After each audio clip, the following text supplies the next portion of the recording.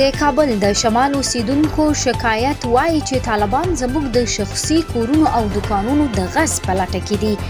د کابل شمال 11مه ناحیه کې یو شمېر اوسیدونکي وایي هغه څه چې د طالبانو لخوا د کورونو او دکانونو غصب یې بولي شکایت لري.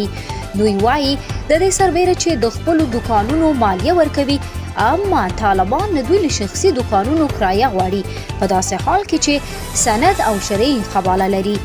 د دوی طالبان تورنوي چې دا ډله د دې له امله چې دا لاره د افغانستان شمالي ولایتونو لاره ده، په بیلابیلو بهانو د دوی د دکانونو او کورونو د غصب او مالیې اخیستو په لټه کې دي.